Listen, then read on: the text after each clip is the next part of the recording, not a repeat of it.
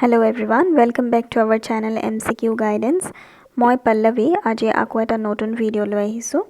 আজিৰ ভিডিওটোত আমি MCQ marathon class এটা প্ৰিপেয়াৰ কৰিছো আৰু এই মাৰাথন ক্লাছটো মেইনলি টাৰ্গেট কৰা হৈছে 12600 যি হ'ব লগা 3rd গ্ৰেড আৰু 4th গ্ৰেড পোষ্টৰ নটিফিকেশন ওলাইছে সেই এক্সামছৰ বাবে এই ভিডিওটো প্ৰিপেয়াৰ কৰা হৈছে। So now let's start the video. How many oil refineries are located in Assam? অসমত কিমানটা তেল শোধনাগাৰ অৱস্থিত? Okay, তো options দিয়া আছে A4, B3, C7 আৰু D5. তো কোনটো হ'ব answer? Oil refineries অসমত কেইটা আছে? Answer হ'ব A4. কেইটা আছে? 4টা আছে। আৰু কি? চাৰিটা হৈছে Digboi refinery, Noonmati refinery, Bongaigaon refinery আৰু নুমলীগড় ৰিফাইনাৰী। ওকে, আৰু এই কোৱেশ্চনটোৰ লগতে কিছুমান আৰু ৰিলেটেড কোৱেশ্চন মানে আছে, তো সেইখিনি মই কৈ দিওঁ ইয়াতে যে ইয়াতে আৰু এটা কোৱেশ্চন সম্ভাৱনা মানে সুধিব পৰাকে আছে, probable question like oldest refinery in India বা ইন আছাম। তো তেতিয়া কি হ'ব, আমি কি বুলি ক'ম? ডিগবৈ ৰিফাইনাৰী। সবতছে ওল্ডেষ্ট ৰিফাইনাৰী কোনটো ইণ্ডিয়াত? ডিগবৈ ৰিফাইনাৰী। তাৰপিছত ডিগবৈ ৰিফাইনাৰী ছেটআপ কেতিয়া হৈছিলে? তো কেতিয়া হৈছিলে বুলি সুধিলে কি বুলি ক'ব আপোনালোকে? 1901ত ছেটআপ হৈছিলে। ওকে, আৰু first oil well first in Asia, মানে এছিয়াৰ ভিতৰত ফাৰ্ষ্ট টাইমৰ বাবে অইল ৱেল ক'ত মানে বিচাৰি পোৱা গৈছিলে? ডিগবৈতে বিচাৰি পোৱা গৈছিলে। First in Asia. Okay. Next question. As per 2020 to 2021 budget of Assam, the contribution of agriculture activity to the GDP of Assam is.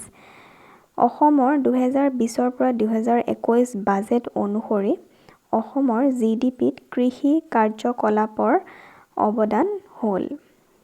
ঠিক আছে, অপশনছত দিয়া আছে A 17%, B 22%, C 39% আৰু D none of this. তো কোনটো হ'ব আনসাৰ? আনসাৰ হ'ব A 17%. এতিয়া GDP তো কি হয়? GDP হৈছে গ্ৰছ ডমেষ্টিক প্ৰডাক্ট। এখন কান্ট্ৰি বা এখন ষ্টেটত এটা চাৰ্টেন পিৰিয়ডৰ কাৰণে যিটো টোটেল ইনকাম হয়, ঠিক আছে, প্ৰডাকশ্যন অফ গুডছৰ পৰা হওক বা ছাৰ্ভিচৰ পৰা হওক মানে টোটেল, মানে দুইটা প্লাছ কৰি পেলাই যোনটো টোটেল পোৱা যায় ইনকাম, সেইটোকে গ্ৰছ ডমেষ্টিক প্ৰডাক্ট বুলি কোৱা হয়।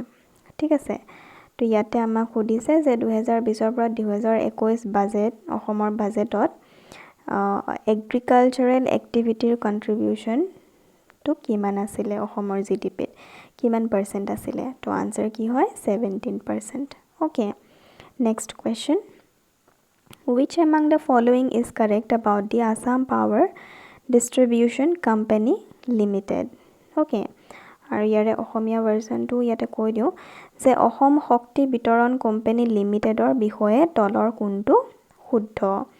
তো ইংলিছত অপশ্যন কেইটা দিয়া আছে যে it was created in December 2004 and 2 it was created under the State Power Sector Reform Program under the Provision of Electricity Act 2003. আৰু অসমীয়াত ক'বলৈ গ'লে হৈছে 2004 চনৰ ডিচেম্বৰ মাহত ইয়াৰ সৃষ্টি কৰা হৈছিল। ঠিক আছে, আৰু 2 নম্বৰ দিয়া আছে বিদ্যুৎ আইন 2003ৰ বিধানৰ অধীনত ৰাজ্যিক শক্তি খণ্ড সংস্কাৰ কাৰ্যসূচীৰ অধীনত ইয়াক সৃষ্টি কৰা হৈছিলে। তো কোনটো হ'ব আনসাৰ? আনসাৰটো হ'ব C, both 1 and 2. মানে Assam power distribution company limited কেতিয়া ক্ৰিয়েট কৰা হৈছিলে? ডিচেম্বৰ 2004ত ক্ৰিয়েট কৰা হৈছিলে, আৰু it was created under the state power sector reform programme. কোনটো প্ৰগ্ৰেমৰ আণ্ডাৰত ক্ৰিয়েট কৰা হৈছিলে? State power sector reform programme. আৰু কোনটো প্ৰভিজনৰ আণ্ডাৰত? Electricity act 2003. Okay, next question. As per UNDP 2018's report, the rank of Assam among Indian states and union territories for human development is.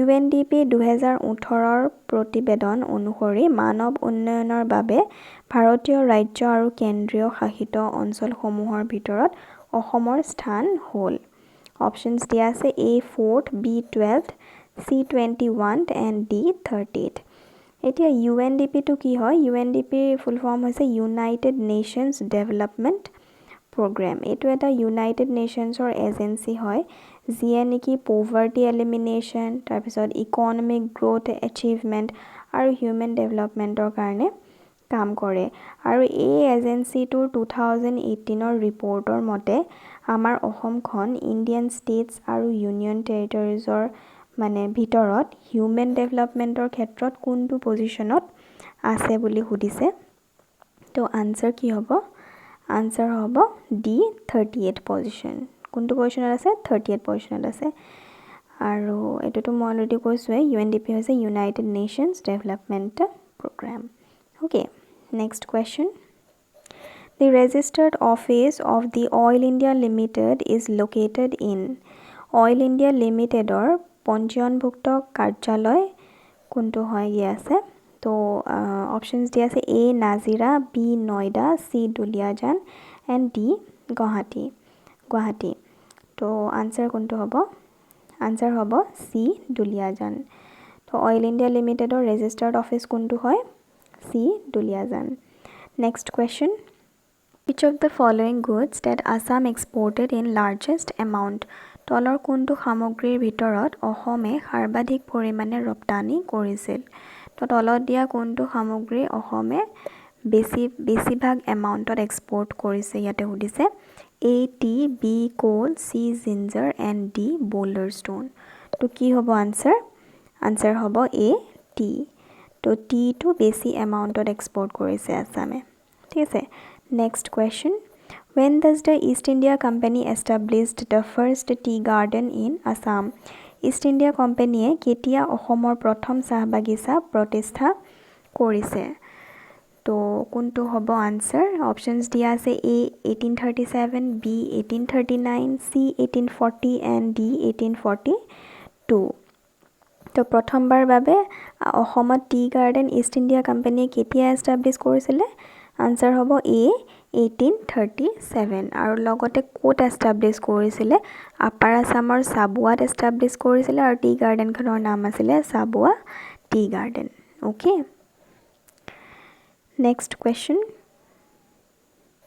which is the largest coal mine of Assam অসমৰ সৰ্ববৃহৎ কয়লা খনি কোনটো Delhi Jaipur coal field Makum coal field Namdang coal field and none of this তো কোনটো হ'ব answer সবতছে largest coal mine of Assam answer হ'ব B Makum coal field okay next question What is the greatest potential source of income for Assam? অসমৰ বাবে আয়ৰ সৰ্বাধিক সম্ভাৱ্য উৎস কি মানে অসমত কোনটো সেক্টৰত সবতছে বেছি ইনকাম সোৰ্সৰ পটেনশিয়াল আছে তো অপশনস দিয়া আছে agriculture and livestock B coal mines C oil refineries and D none of this আৰু অসমীয়াৰ অপশনখিনিও কৈ দিছোঁ মই কৃষি আৰু পশুধন কয়লা খনি তেল শোধনাগাৰ আৰু এইবোৰৰ কোনোটোৱে নহয় তো কোনটো হ'ব আনসাৰ আনসাৰ হ'ব A এগ্ৰিকালচাৰ এণ্ড লাইভষ্টক মানে কৃষি আৰু পশুধন ঠিক আছে next question What are the minerals found in Assam? অসমত কি কি খনিজ পদাৰ্থ পোৱা যায় A coal B gypsum C copper and D all of this তো কোনটো হ'ব আনসাৰ কি কি মিনাৰেলছ পোৱা যায় অসমত আনসাৰ হ'ব D all of this coal gypsum copper গুটিকিটাই পোৱা যায় okay who has written the book Draupadi Murmu from tribal hinterlands to rise in a hill কোনে লিখিছে Draupadi Murmu from tribal hinterlands to rise in a hill নামৰ গ্ৰন্থখন তো options দিয়া আছে A Bimal challan B ৰাখি Kapoor C Kasturi Roy and D Amrita Pritam তো কি হ'ব আনসাৰ আনসাৰ হ'ব C কস্তুৰী ৰয় দ্ৰৌপদী মুৰ্মু নামৰ কিতাপখন কস্তুৰী ৰয়ে লিখিছিলে আৰু এই কিতাপখনত আমাৰ প্ৰেজেন্ট প্ৰেসিডেন্ট দ্ৰৌপদী মুৰ্মুৰ কি ডেসক্ৰাইব কৰা আছে তেওঁৰ লাইফ ষ্ট্ৰাগল খিনি ডেসক্ৰাইব কৰিছে অথৰজনে এটা ট্ৰাইবেল কমিউনিটিৰ পৰা উঠি আহি পেলাই প্ৰেছিডেণ্ট অফ ইণ্ডিয়া হিচাপে নমিনেট হোৱাৰ মাজৰ যোনখিনি লাইফ ষ্ট্ৰাগল হয় সেইখিনি বিষয়ে অথৰজনে ইয়াতে লিখিছে এই কিতাপখনত ঠিক আছে then next question Who was the first Assamese recipient of Sahitya Academy Award?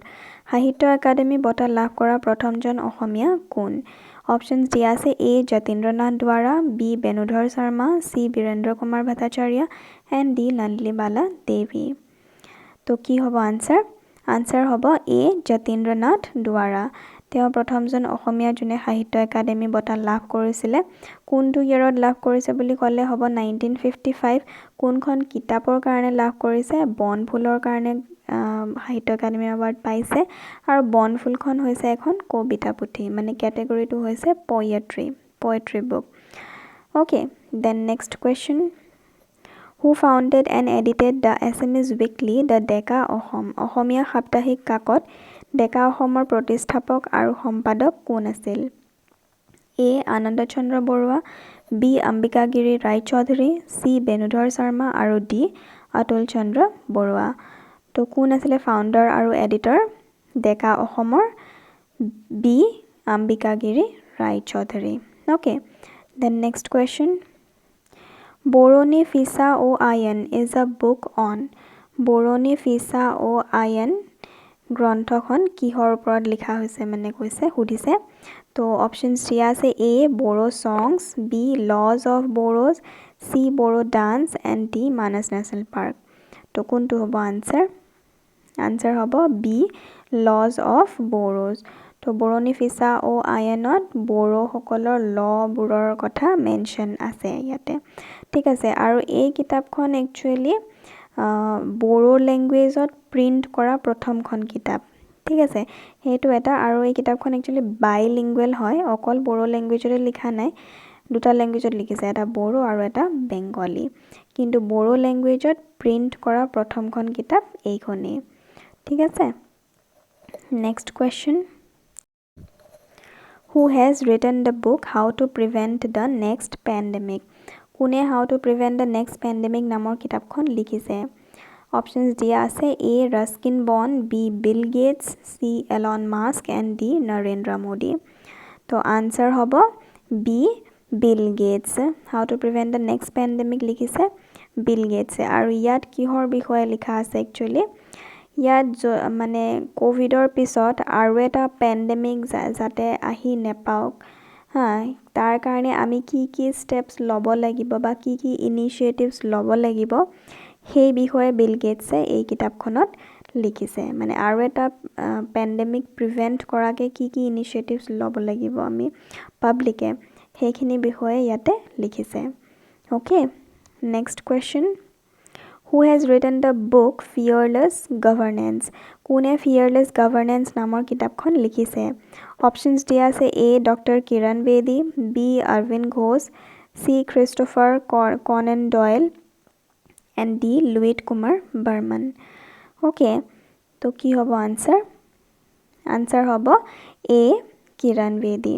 এটা কিৰণ বেদি কোন আছিল সকলোৱে জানে ফাৰ্স্ট ওমেন IPS অফিচাৰ তেওঁ এই কিতাপখন লিখিছিলে আৰু এই কিতাপখনত কিহৰ বিষয়ে লিখা আছে এটা গুড গভৰ্নেন্স আৰু লিডাৰশিপ বিষয়ে লিখা আছে আৰু যিবোৰ প্ৰেক্টিসেস এখন গভৰ্নমেন্টে কৰিব লাগিব ৰাইট প্ৰেক্টিসেস যে এখন ৰেসপন্সিবল গভৰ্নেন্স বনাবলে তো হেবোৰৰ বিষয়ে ইয়াতে ফিয়াৰলেস গভৰ্নেন্সত অথৰে লিখিছে okay next question Siro Senehi Moor Bhasha Janani is a patriotic song written by Siro Senehi Moor Bhasha Janani কাৰ দ্বাৰা ৰচিত এটি দেশ প্ৰেম মূলক গীত তো A Lakshminath Besborua B Mritodeb Mohanto C Purushottam Das and D Parvati Prasad Borua কি হ'ব আনসাৰ আনসাৰ হ'ব B মিত্ৰদেৱ মহন্ত চিৰ চেনেহি মোৰ ভাষা জননী এইটো এটা পেট্ৰিয়টিক সং আৰু এইটো লিখিছে কোনে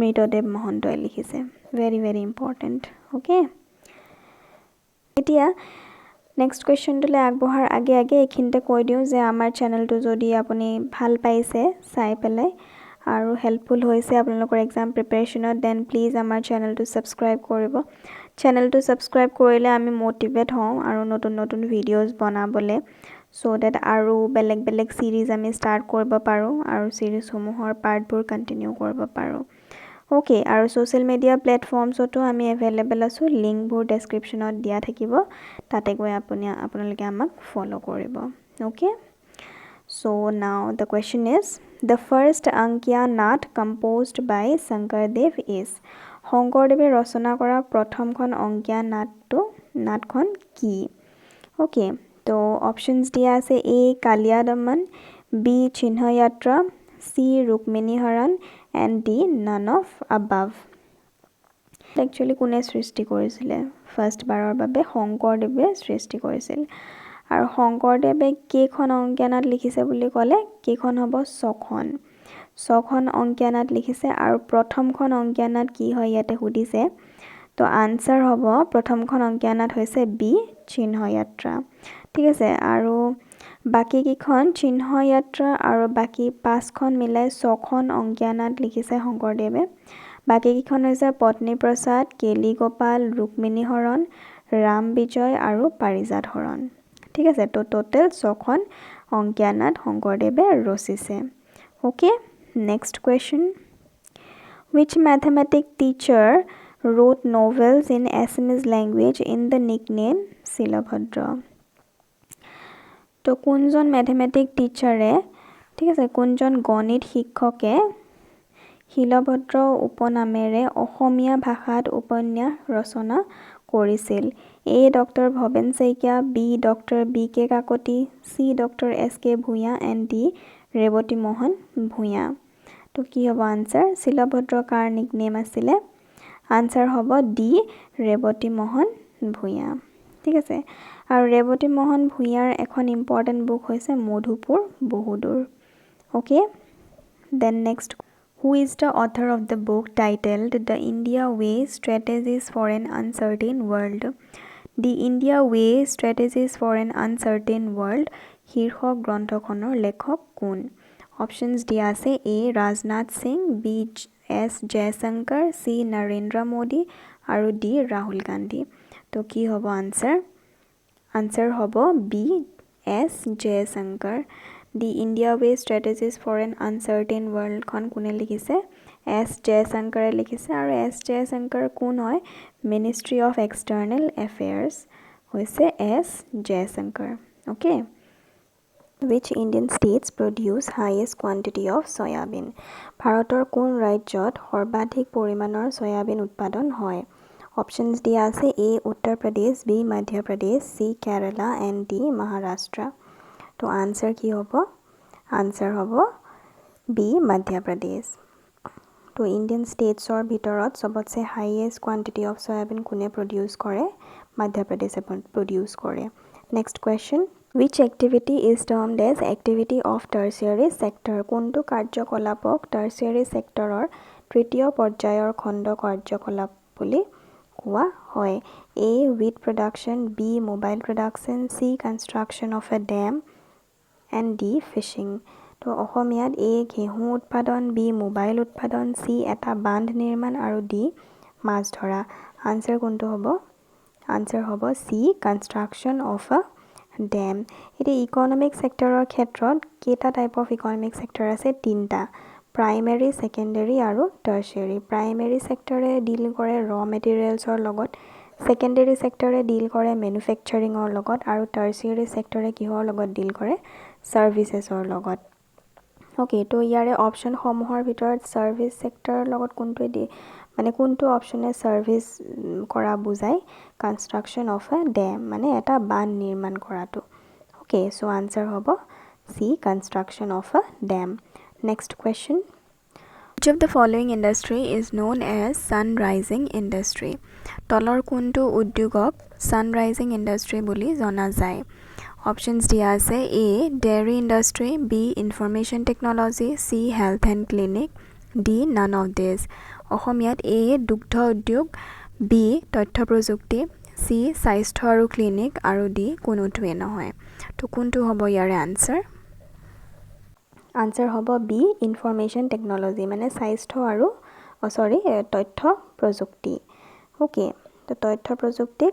সানৰাইজিং ইণ্ডাষ্ট্ৰি বুলি জনা যায় এতিয়া যোনটো আইটি সেক্টৰ হয় আইটি কোম্পানী বা আইটি সেক্টৰ এই সেক্টৰটো লাষ্ট 10 ইয়াৰ্ছৰ পৰা এটা বহুত হাই ৰেটত গ্ৰ' কৰি গৈ আছে আৰু ইন দ্য মেইন টাইমো নতুন নতুন ইনভেনশ্যন বা ইনোভেটিভ আইডিয়াছ ক্ৰিয়েট কৰি গৈ আছে আৰু আমি দেখা পাইছোঁ যে ইন ফিউচাৰ এই সেক্টৰটোৰ এটা বহুত ব্ৰাইট ফিউচাৰ আছে বা ব্ৰাইট স্কোপ আছে ঠিক আছে আৰু সেইবাবেই ইনফৰমেশ্যন টেকনলজিক কি বুলি কোৱা হয় সানৰাইজিং ইণ্ডাষ্ট্ৰি বুলি কোৱা হয় ওকে জনা যায় next question Since when the service tax is being imposed in India? ভাৰতত কেতিয়াৰ পৰা সেৱা কৰ আৰোপ কৰা হৈছে তো অপশনস দিয়া আছে 1991, 1999 and 1994 and 2001 সার্ভিস ট্যাক্স কেতিয়া পৰা ইম্পোজ কৰা হৈছে ইণ্ডিয়াত আনসাৰ হ'ব সি 1994 ৰ পৰা ওকে এটা সাৰ্ভিস ট্যাক্সটো কি হয় সাৰ্ভিস ট্যাক্সটো ইম্পোজ কাৰ ওপৰত কৰে একচুয়ালি সাৰ্ভিস প্ৰভাইডাৰৰ ওপৰত কৰে সাৰ্ভিস প্ৰভাইডাৰে হে ট্যাক্সটো পে কৰিব লাগে গভৰ্নমেণ্টক বাট আলটিমেটলি কোনে প্ৰভাইড কৰে কাস্টমাৰ সকলে প্ৰভাইড কৰে কাস্টমাৰ সকলে সাৰ্ভিস প্ৰভাইডাৰক প্ৰভাইড কৰে মানে দিয়ে ট্যাক্সটো আৰু হেতু সাৰ্ভিস প্ৰভাইডাৰে গভৰ্নমেণ্টক দিয়ে okay next question Service tax was introduced in India on the recommendation of ভাৰতত সেৱা কৰ প্ৰৱৰ্তন কৰা হৈছিল A. Kelkar Committee B. Dr. Raja J. Salia Committee C. Dr. Manmohan Singh Committee and D. Dr. Yashwant Sinha Committee তো কোনখন কমিটিয়ে service ট্যাক্সটো recommend কৰিছিলে আনসাৰ হ'ব B. Dr. Raja J. Salia Committee okay next question The provisions relating to service tax in India are given in ভাৰতত সেৱা কৰ সম্পৰ্কীয় বিধানসমূহ তলৰ কোনখন আইনত দিয়া হৈছে অপশনস দিয়া আছে A chapter 5 of the Finance Act 1994 B chapter 7 and 8 of the Finance Act 2004 C the Service Tax Act 1994 and D chapter 5 and chapter 5A of the Finance Act 1994 okay তো সার্ভিস ট্যাক্সৰ প্ৰভিজনখিনি মানে যোনখিনি প্ৰভিজনস আছে সেইখিনি কোনখন এক্টত দিয়া আছে বুলি সুধিছে কোনটো চেপ্টাৰত দিয়া আছে বুলি সুধিছে তো আনসাৰ কি হ'ব আনসাৰ হ'ব D chapter 5 and 5A of the Finance Act 1994 এক্টটো হৈছে ফাইনেন্স এক্ট আৰু কোনটো chapter chapter 5 and chapter 5A of 1994 okay Next question. When was the first industrial policy of India launched? ভাৰতৰ প্ৰথম ঔদ্যোগিক নীতি কেতিয়া আৰম্ভ হৈছিল?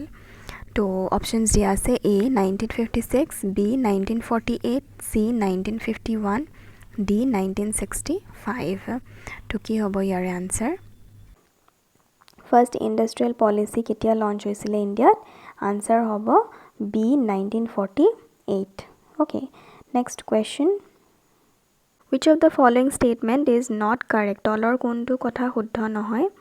A. Monopolistic and Restrictive Trade Practices MRTP Act was passed in 1969. Then B. FERA was launched in 1978. C. New Industrial Policy of 1991 reduced the number of reserved sectors for public sector to 9. And D. First 5-year plan of India was focused on the development of the agriculture. এতিয়া অসমীয়াত A 1969 চনত একচটীয়া আৰু নিষিদ্ধ বাণিজ্যিক পদ্ধতি MRTP আইন গৃহীত হয় B 1978 চনত আৰম্ভ কৰা হৈছিল ফেৰা দেন 1991 চনৰ নতুন ঔদ্যোগিক নীতি ৰাজহুৱা খণ্ডৰ বাবে সংৰক্ষিত খণ্ডৰ সংখ্যা 9 লৈ হ্ৰাস কৰিলে ভাৰতৰ প্ৰথম 5 বছৰীয়া পৰিকল্পনা কৃষি বিকাশৰ ওপৰত কেন্দ্ৰিত আছিল সো কোনটো হ'ব ৰাইট আনসাৰ ইজ বি মানে বি টু ইয়াৰ ভিতৰত কোনটো ইনকাৰেক্ট বুলি সুধিছে ন তো কোনটো ইনকাৰেক্ট হ'ব ফেৰা was launched in 1978 এইটো হৈছে ইনকাৰেক্ট এতিয়া ফেৰা মানে কি হৈছে কি হয় ফৰেন এক্সচেঞ্জ ৰেগুলেটিং এক্ট এতিয়া ফৰেন এক্সচেঞ্জ ৰেগুলেটিং এক্টটো একচুৱেলি কেতিয়া লঞ্চ হৈছিলে 1973 লঞ্চ হৈছিলে মানে পাছ হৈছিলে ওকে সো ইয়াতে দিয়া আছে ফেৰা was launched in 1978 তো এটো ইনকাৰেক্ট বাকি MRTP এতিয়া MRTP এক্টটো কি হয় এই এক্টটোৱে মনোপলি আৰু আনফেয়াৰ ট্ৰেডিং প্ৰেক্টিসেছবোৰ ৰেষ্ট্ৰিক্ট কৰে then new industrial policy of 1991 reduced the number of reserve sectors for public sector to 9 edu huto and first 5-year plan of India was focused on the development of agriculture edu huto now next question first 5-year plan of India was based on the bharator prothom 5 bosoria porikalpona tolor kuntur uporot bhitti kori bonwa hoisil A Herod Domer model B Mahalanobis model C Dadabhai Naorji model and D Jawaharlal Nehru model okay to answer ki hobo answer hobo A Herod Domer model it is first 5-year plan of India to launch kora hoisile 1951 ot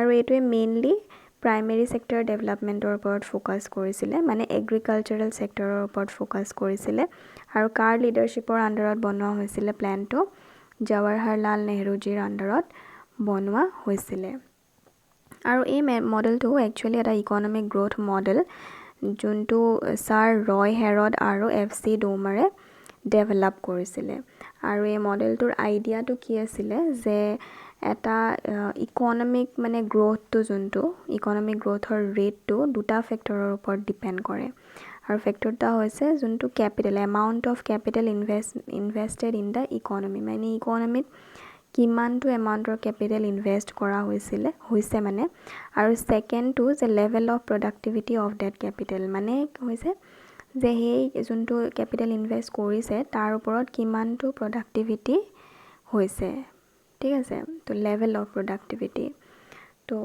হেই দুটা ফেক্টৰৰ ওপৰত economic গ্ৰোথটো depend কৰে হেতু আছিল হেৰড ডমাৰ মডেলৰ idea okay এতিয়া যি সকলে আজি প্ৰথমবাৰৰ বাবে আমাৰ চেনেলটো চাইছে তেওঁলোকক কৈ দিও যে আমাৰ চেনেলত 160 প্লাস ভিডিওজ আৰু শৰ্টস আপলোড কৰা হৈছে 8000 প্লাস MCQs আমি প্ৰভাইড কৰিছো আৰু MCQ বোৰ মেইনলি আসাম গভৰ্নমেন্ট এক্সামছৰ ওপৰত বেছ কৰি বনোৱা হয় আসাম গ্ৰেড 3 আৰু গ্ৰেড 4 ৰ MCQ মাৰাথন আমি প্ৰভাইড কৰো APSC CCE প্ৰিলিমছ আৰু মেইনছৰ প্ৰবেবল কোৱেশ্চনছৰ ভিডিও আমি প্ৰভাইড কৰো plus GS mind maps on various kinds of topic daily current affairs amar telegram channel ot ami provide koru okay aru jodi amar videos sai bhal paise then please videos like koribo aru channel to subscribe koribo aru apnalokor feedback comments ot janabo now let's move on to the next question Assam is surrounded by dash Indian states and dash foreign countries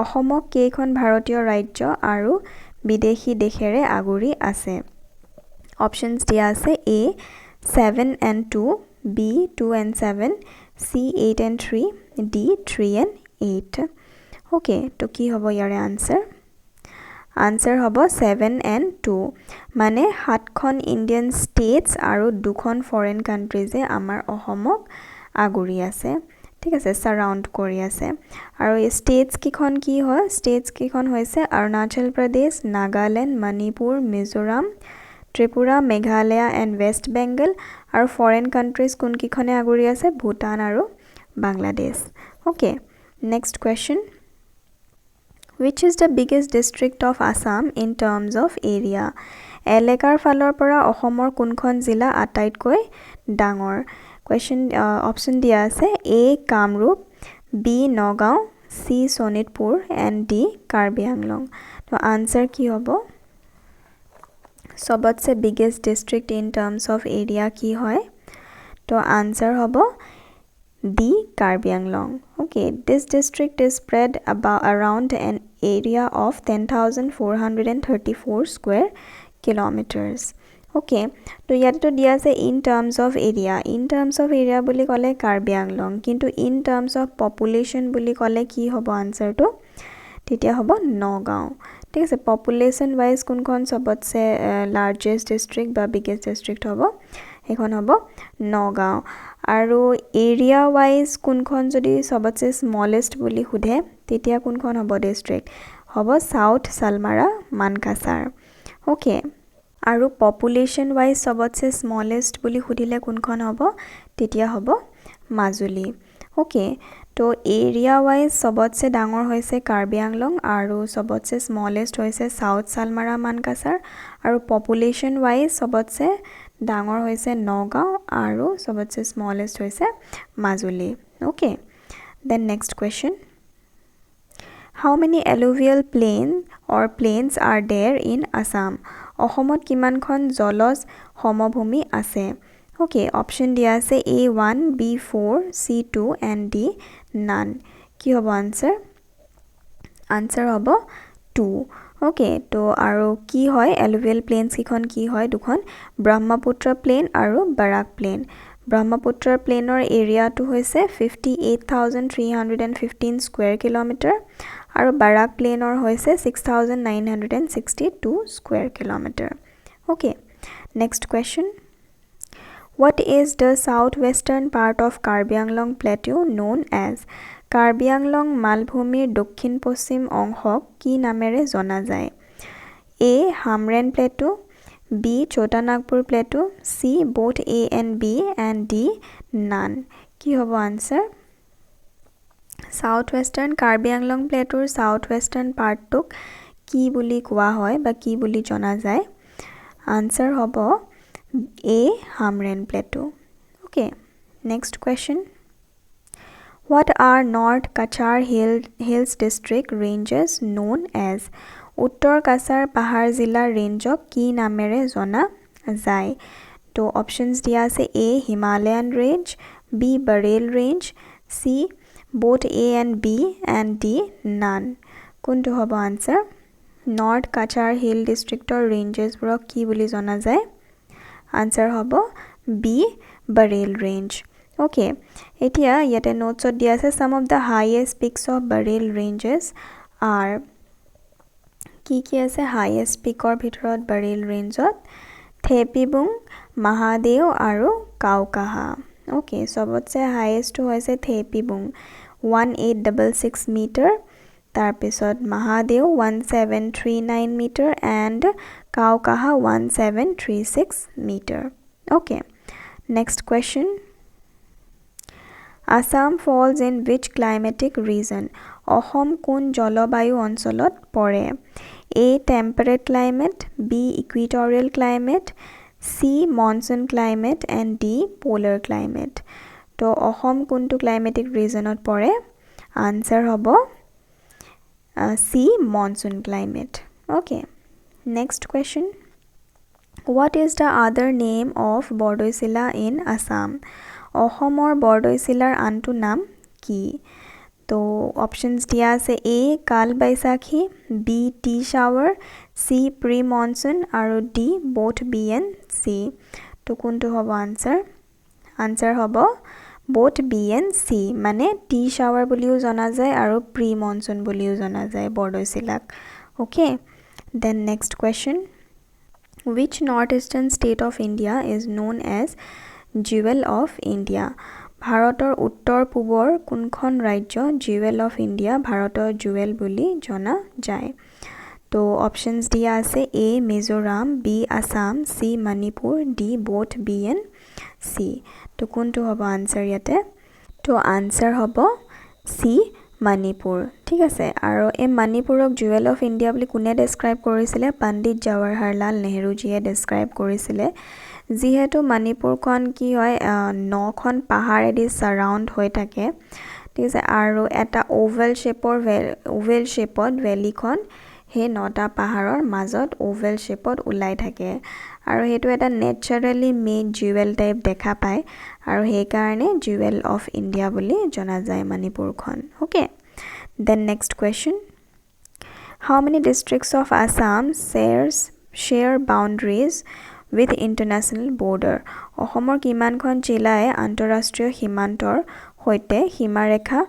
আবণ্টন কৰে A3 B5 C6 and D8 okay so which will be the answer Answer is D 8 অসমৰ কেইখন ডিস্ট্ৰিক্টে international বৰ্ডাৰৰ লগত boundary share কৰে 8খন district আৰু কি হয় Baksa Chirang Kokrajhar Udalguri south সালমাৰা Dhubri Karimganj আৰু Cachar okay next question The Tropic of Cancer passes through which of the following two northeastern states of India? ভাৰতৰ উত্তৰ পূবৰ তলৰ দুখন ৰাজ্যৰ ভিতৰত কোনখন ৰাজ্যৰ মাজেৰে কৰ্কট ক্ৰান্তি পাৰ হৈ যায় ঠিক আছে ট্ৰপিক অফ ক্যান্সাৰ অসমৰ নৰ্থ ইষ্টাৰ্ণ ষ্টেট কোন দুখন নৰ্থ ইষ্টাৰ্ণ ষ্টেটৰ থ্ৰু দি পাছ হয় বুলি সুধিছে ইয়াতে অপশনছ দিয়া আছে A Assam and Meghalaya B Meghalaya and Manipur C Manipur and Mizoram and D Mizoram and Tripura okay then answer what is the answer will be D Mizoram and Tripura ঠিক আছে এতিয়া ট্ৰপিক অফ ক্যান্সাৰ খন ইন্ডিয়াৰ কেখন ষ্টেটৰ মাজেদি পাস হয় বুলি সুধিলে কেখন হ'ব 8 হ'ব হা আমাৰ মানে নৰ্থ ইষ্টাৰ্ণ ষ্টেটছ খিনি ইনক্লুড কৰি পেলাই total 8 খন ইন্ডিয়ান ষ্টেটৰ through the tropic of cancer pass হয় আৰু ষ্টেট কিখনৰ নামটো হৈছে গুজৰাট ৰাজস্থান মধ্য প্ৰদেশ ছত্তীশগড় ঝাৰখণ্ড ৱেষ্ট বেংগল আৰু ত্ৰিপুৰা আৰু মিজোৰাম এই কিখন ষ্টেটে দি ট্ৰপিক অফ ক্যান্সাৰ টু পাস হয় okay next question in Tibet the river Brahmaputra is known as তিব্বতত ব্ৰহ্মপুত্ৰৰ নাম কি হয় Options দিয়া আছে A Lohit B Sengpo C Siang and D Jamuna okay তো টিবেটত ব্ৰহ্মপুত্ৰখন কি বুলি জনা যায় তো আনসাৰ কি হ'ব আনসাৰ হ'ব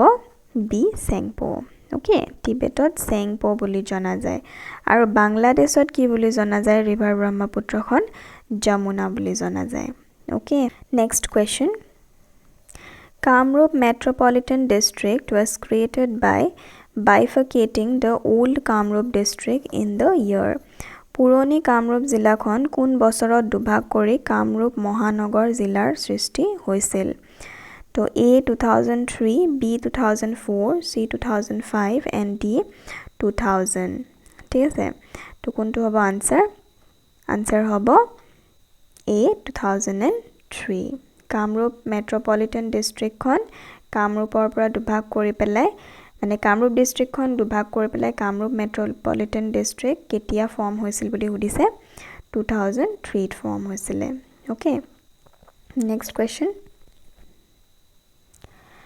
Garampani Wildlife Sanctuary is located in which of the following district of Assam গৰমপানী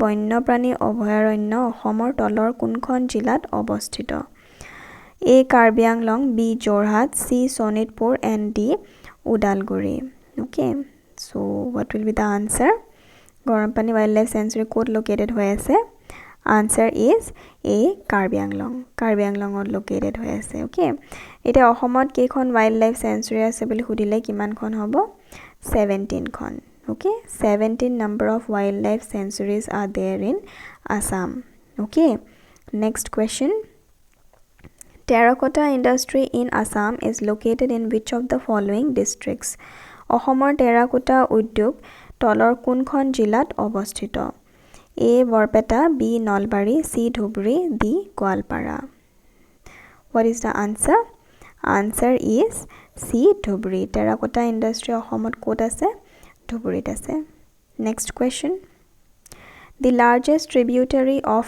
Brahmaputra river is ব্ৰহ্মপুত্ৰ নদীৰ সৰ্ববৃহৎ উপনৈখন হৈছে A Lohit B Subansiri C Kolong and D Manas So largest tributary of Brahmaputra river কোনখন হয় answer হ'ব B Subansiri okay আৰু Subansiri খন north bank tributary হয় ঠিক আছে north bank নে south bank বুলি সুধিলে কি হ'ব answer Subansiri Brahmaputra river north bank tributary হয় next question Wild horses are found in which of the following national parks of Assam অসমৰ তলৰ কোনখন ৰাষ্ট্ৰীয় উদ্যানত বনৰীয়া ঘোঁৰা পোৱা যায় A Dibru সাইখোৱা B Nameri C Kaziranga and D Orang তো কোনখন নেশ্যনেল পাৰ্কত ৱাইল্ড হৰ্চেছ পোৱা যায় বুলি সুধিছে তো আনসাৰ কি হ'ব আনসাৰ হ'ব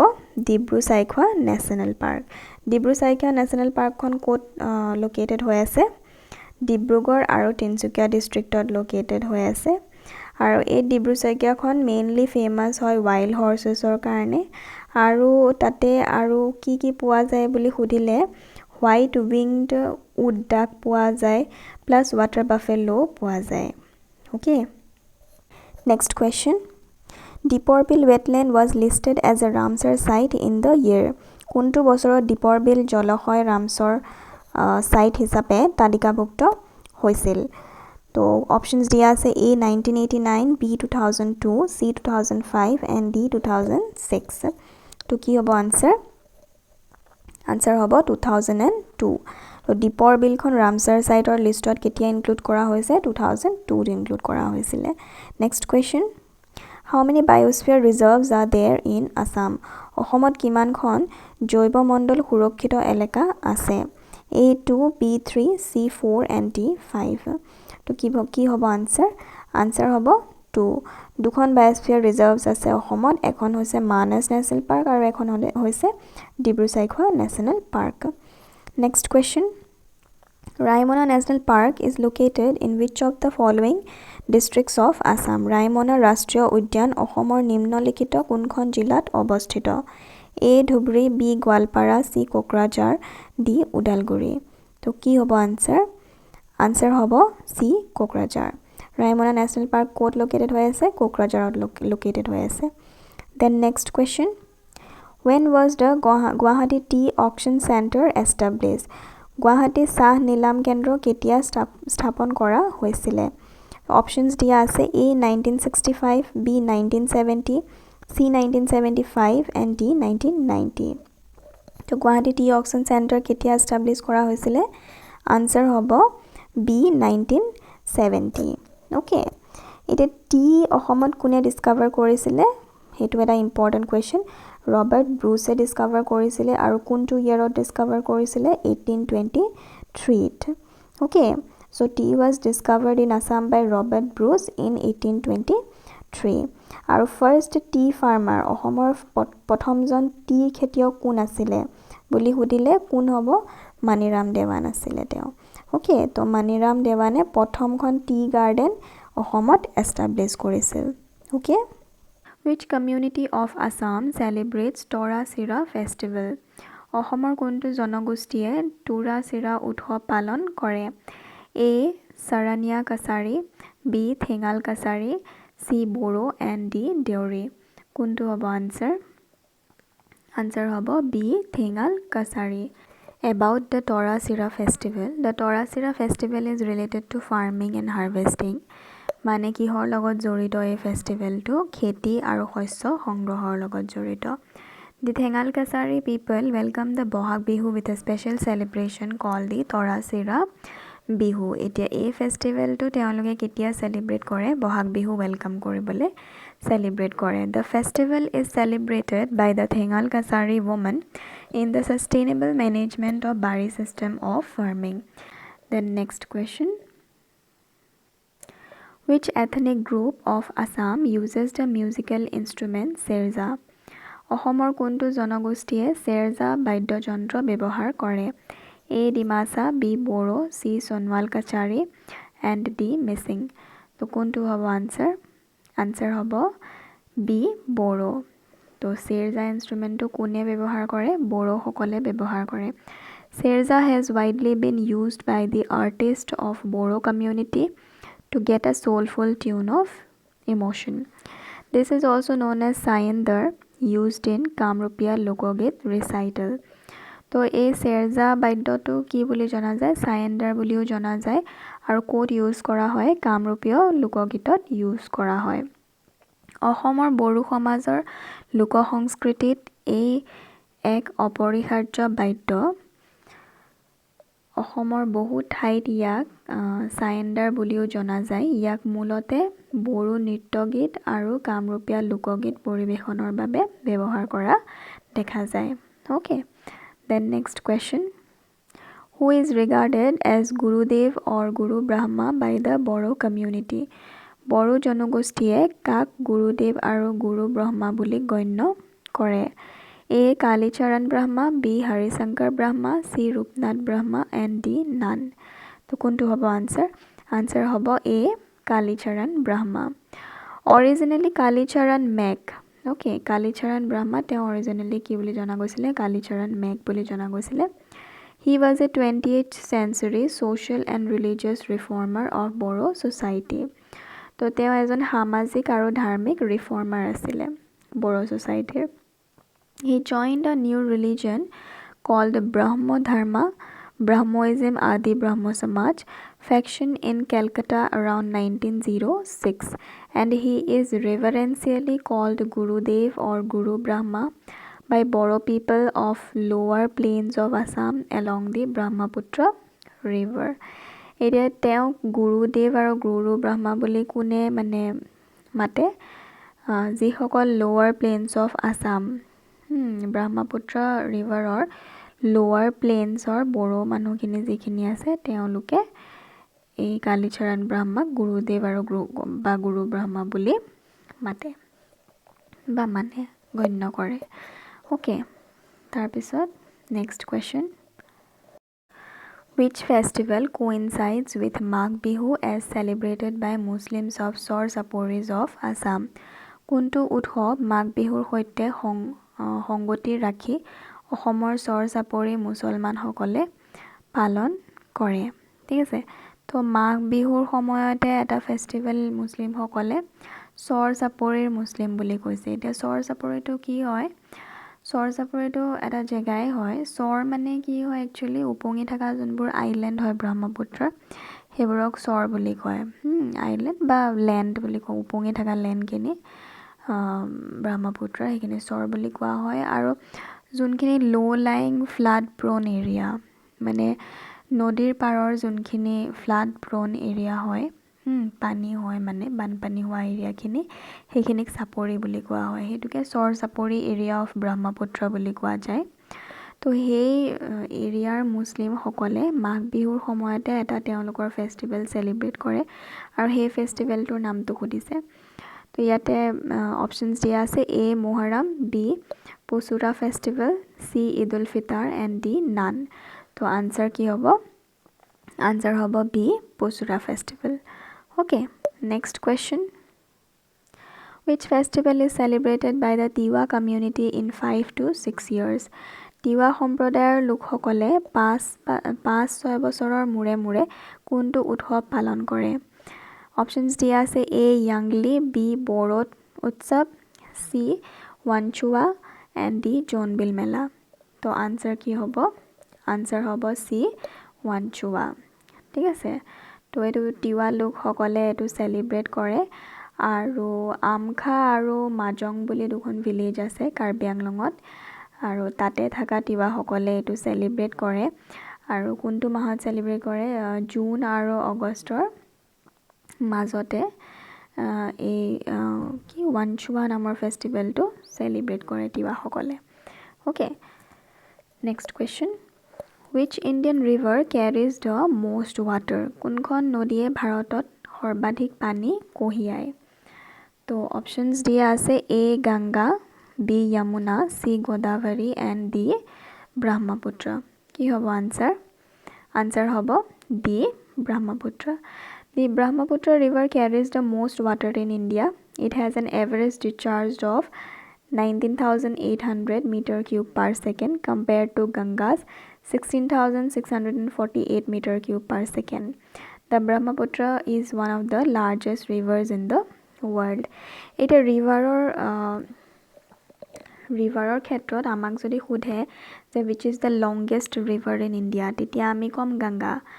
কিন্তু ৱাটাৰ ফ্ল'ৰ ক্ষেত্ৰত, ৱাটাৰ ডিছচাৰ্জৰ ক্ষেত্ৰত যদি সোধে যে which Indian river carries the most water, বেছিকৈ ৰিভাৰ ফ্ল' বা ৱাটাৰ ফ্ল' কোনখন ৰিভাৰত হয়, তেতিয়া এইটোৰ আনচাৰ হ'ব Brahmaputra.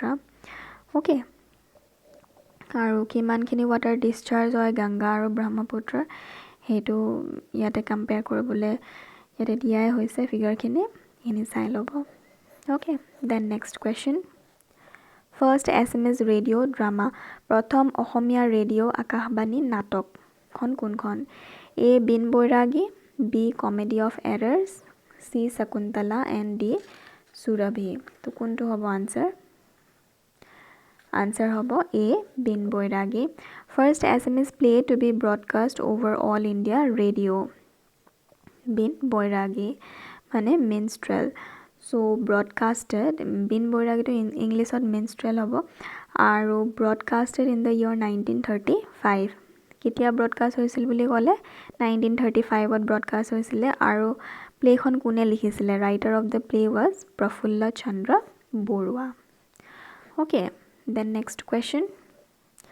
First Assamese children's novel, প্ৰথম অসমীয়া শিশু উপন্যাস কোনখন হ'ব? A. বন কুঁৱৰী, B. পাতালপুৰী, C. মৃত্যুঞ্জয় আৰু D. Surabhi. So which is the answer? Answer is B. পাতালপুৰী. Okay, next question. King Prithu was a dash ruler. ৰজা পৃথু এজন কিহকৰ শাসক আছিলে? তো অপশ্যনছ দিয়া আছে A. কোনটো ডাইনেষ্টিৰ শাসক আছিলে সুধিছে? A. পালা dynasty, B. Chutia dynasty, C. Ahom dynasty আৰু D. খেন ডাইনেষ্টি. তো আনসাৰ কি হ'ব? আনসাৰ হ'ব D. খেন ডাইনেষ্টি. ৰজা পৃথু খেন ডাইনেষ্টিৰ শাসক আছিল. The Khen dynasty of Assam replaced the Pala dynasty. তো Pala dynasty পিছতে আহিছিলে Khen dynasty and their accession marks the beginning of the Kamata kingdom. তো Kamata kingdom to ক'ৰ পৰা start হৈছিলে? Khen dynasty পৰা Kamata kingdom start হৈছিলে. Prithu, a Khen ruler, had his capital in Kamrupa kingdom. Prithur capital ক'ত আছিলে? Kamrupa kingdomত আছিলে. Prithu secured India's first major victory against Islamic invaders. তো Islamic invaders সকলৰ এগেইনষ্টত প্ৰথমজন victory প্ৰথমবাৰৰ বাবে victory তেৱে পাইছিলে, কিং পৃথুৱে পাইছিলে.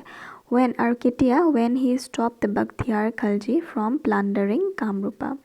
Bakhtiyar Khiljiয়ে যেতিয়া কামৰূপা লুট কৰিবলৈ আহিছিলে তেতিয়া তেওঁ এই ইনভেজনটো মানে হেৰিৰ এগেইনষ্টত তেওঁ ভিক্টৰী হৈছিলে. ঠিক আছে, বাখতিয়াৰ খিলজিৰ এগেইনষ্টত.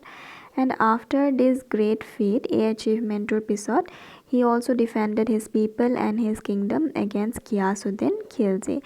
তো এই এচিভমেণ্টটোৰ পিছত তেওঁ ঘিয়াছুদ্দিন খিলজিৰ পৰাও অসমৰ বা কামৰূপৰ মানুহখিনিক বচাইছিলে, ডিফেণ্ড কৰিছিলে. Okay, next question. What is the target year to make Assam free of child marriage incidents? অসমক বাল্য বিবাহৰ ঘটনাৰ পৰা মুক্ত কৰাৰ লক্ষ্য বৰ্ষ কি? এইটো বহুতেই ইম্পৰ্টেণ্ট কুৱেশ্যন কাৰেণ্ট এফেয়াৰ্ছৰ ফালৰ পৰা.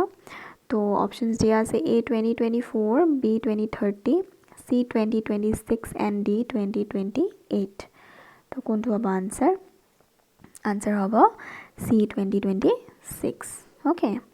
Who has written the book Felani? কোনে লিখিছে ফেলানি নামৰ গ্ৰন্থখন? অপশ্যনছ দিয়া আছে A. Bimal জলান, B. Arupa Patangia Kalita, C. কস্তুৰী বৰুৱা আৰু D. অমৃতা প্ৰীতম. তো কোনটো হ'ব আনচাৰ? আনচাৰ হ'ব B. Arupa Patangia Kalita. The story of Felani is based on real life events. ফেলানিটো এটা ৰিয়েল লাইফ ইভেণ্টত বেছ কৰি পেলাই ষ্টৰিটো লিখিছে. It is a story of courage, of survival, of ethnic conflict and violence that tears people and communities apart in most brutal, savage way. এতিয়া যোনবোৰ জনগোষ্ঠী তৰ্কাতৰ্কি আছে তাৰ দ্বাৰা যোনবোৰ ক্ষতি হয় এখন গাঁও বা গাঁৱৰ মানুহসকলৰ, সেইখিনিৰ ওপৰতে মানে লিখিছে এই কিতাপখন. আৰু ফেলানি একচুৱেলি আছিলে এগৰাকী মহিলা আৰু তেওঁ এখন এনেকা ভাইলেন্স ফেচ কৰি থকা গাঁও এখনৰ পৰা বিলং কৰিছিলে. আৰু তেওঁৰ যেতিয়া মাক ঢুকাই গৈছিলে তেতিয়া কি কৰা হৈছিলে, সেই ভাইলেন্সবিলাকৰ বা এই জনগোষ্ঠীৰ তৰ্কাতৰ্কিৰ মানে ফলত তেওঁক পিটনিত পেলাই দিয়া হৈছিলে. ঠিক আছে, মৰিবলৈ তেওঁক পিটনিত পেলাই দিয়া হৈছিলে. কিন্তু সেই পিটনিৰ পৰা উঠি আহি তেওঁৰ লাইফটো ছাৰ্ভাইভ কৰিছে. আৰু তেনেকেই বহুত হাজাৰ হাজাৰ লোকে ছাৰ্ভাইভ কৰিছে. আৰু সেইটোৰ ওপৰত বেছ কৰিয়ে এই ফেলানি নামৰ বুকখন অৰূপা পতংগা কলিতাই লিখিছে. Okay, next question. Who is the author of the book Annihilation of Caste? Okay, কোনে লিখিছিল Annihilation of Caste নামৰ কিতাপখন? মহাত্মা গান্ধী, বি.আৰ. আম্বেদকাৰ, জৱাহৰলাল নেহেৰু, লাল বাহাদুৰ শাস্ত্ৰী. তো আনসাৰ কি হ'ব? আনসাৰ হ'ব BR. Ambedkar. Annihilation of Caste খন লিখিছিলে BR. আম্বেদকাৰে. B.R. Ambedkar's Annihilation of Caste is one of the most important yet neglected works of political writings from India. তো এইখন পলিটিক্সৰ ওপৰত এইখন বুক লিখা হৈছে, মানে পলিটিকেল ৰাইটিংছ, আৰু ৰিটেন ইন 1936. কেতিয়া লিখিছিলে? 1936ত লিখিছিলে. And it is an audacious denunciation of Hinduism and its caste system.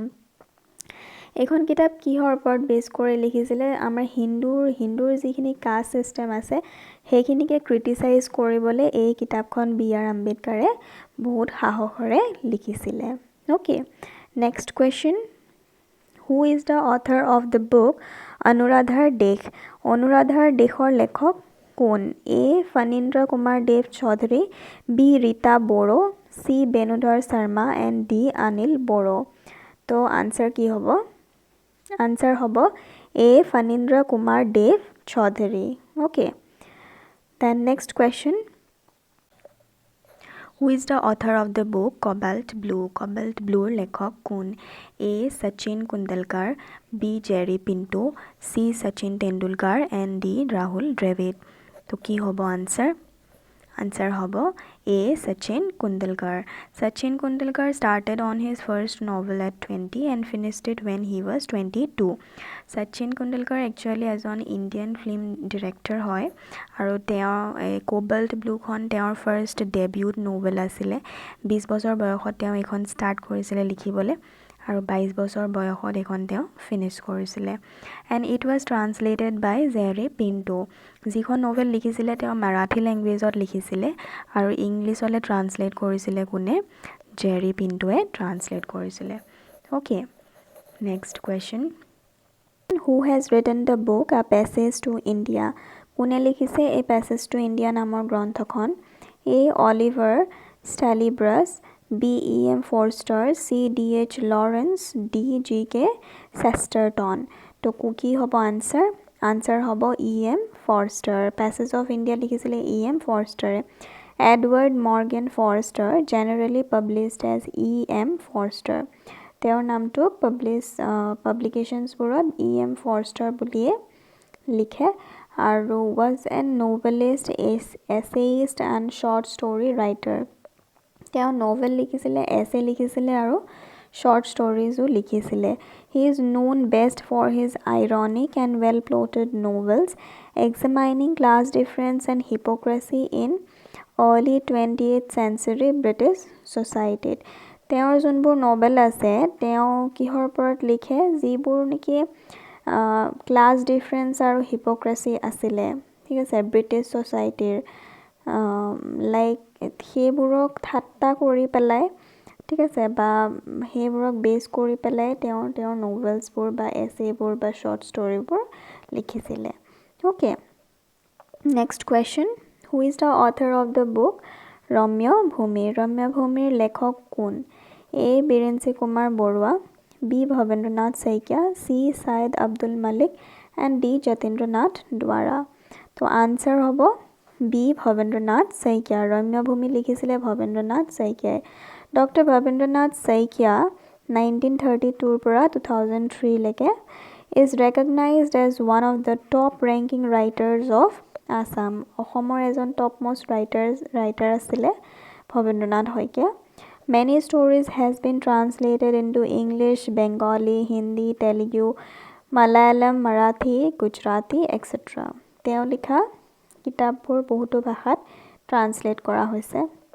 He had also written a large number of plays for All India Radio. All India Radioৰ কাৰণেও তেওঁ play লিখিছিলে. The plays Kolahal, Durbhiksha and Itihas were taken up by the AIR, All India Radio, as national play. National play হিচাপে লৈছিলে এইকেইখন play. Kolahal was selected for broadcast from foreign centers. তো foreign চেণ্টাৰ্ছৰ পৰাও কলাহালখন broadcast হৈছিলে next question who has written the book imperialism the highest stage of capitalism কোনে লিখিছিল imperialism the highest stage of capitalism নামৰ গ্ৰন্থখন A Vladimir Putin B Vladimir Lenin C Volodymyr Putin and D Volodymyr Zelensky তো কোনটো হ'ব answer হ'ব B Vladimir Lenin imperialism the highest stage of capitalism লিখিছিলে Vladimir Lenin next question who is the author of the book the god of small things এটো তো বহুতে important question হয় the god of small things or things or লেখক কোন A Arundhati Roy B Indira Goswami C Gautam Chintamani and D Dr Manoj Kumar তো কি হ'ব answer হ'ব